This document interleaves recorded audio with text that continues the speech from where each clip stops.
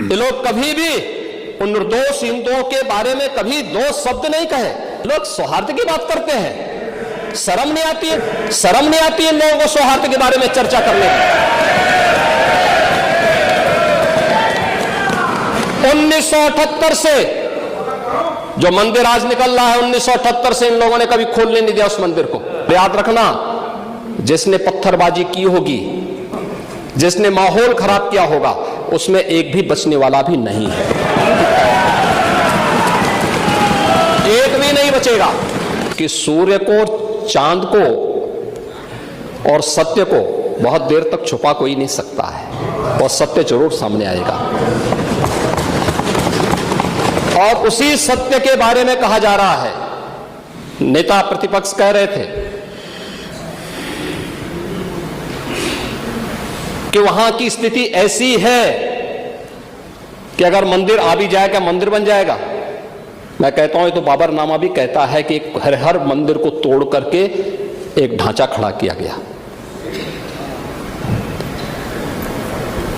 आप तो एक श्रेष्ठ ब्राह्मण कुल में आपने जन्म लिया है, आप तो भारत के पुराणों की परंपरा पर विश्वास करते हैं।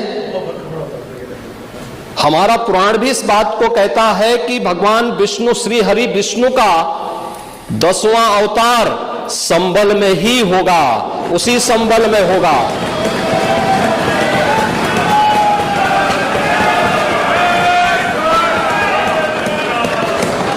और यह तो केवल सर्वे की बात थी। माननीय न्यायालय के आदेश पर जिलाधिकारी का मतलब जिले का एडमिनिस्ट्रेटिव हेड, पुलिस अधीक्षक उस जिले की पुलिस फोर्स का मुखिया है। इनका दायित्व है कि शांतिपूर्ण तरीके से किसी सर्वे के कार्यक्रम को वहां पे संपन्न करना, माननीय न्यायालय के आदेश को अक्षरशः अनुपालन करना। और सर्वे 19 नवंबर को भी हुआ, 21 नवंबर को भी हुआ, 24 नवंबर को भी सर्वे का कार्य चल रहा था। क्या यह संभव है? नहीं, 21 को संपन्न नहीं हुआ था। ये लगातार सर्वे का काम चल रहा था। और सर्वे के कार्य के दौरान पहले 2 दिन कोई भी शांति भंग नहीं हुई। तीसरे दिन जब 23 नवंबर को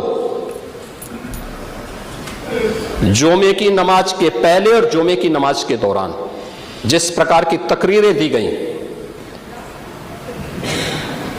उन तकरीरों के बाद माहौल खराब हुआ। और फिर उसके बाद जिस प्रकार की स्थितियां की गई थी वो सबके सामने है।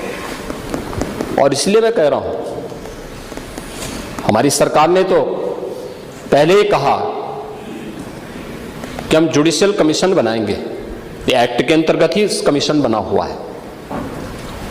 माननीय सदन में उसकी रिपोर्ट भी आएगी। दूध का दूध और पानी का पानी सबके सामने आएगा। मैं केवल एक बात कहना चाहता हूं कि अगर संभल के बारे में हम जब बात करते हैं महोदय, एक लंबा सिलसिला है इस संभल का। और अगर मैं जो वहां पर आज 22 कुएं किसने बंद किए थे, इन 22 कुओं को भी वहां पे बंद किया गया। और वहां का माहौल इतना तनावपूर्ण किसने बनाया था? ये पत्थरबाज कौन थे? एक भी गिरफ्तारी बिना साक्ष्य के नहीं हो रही है।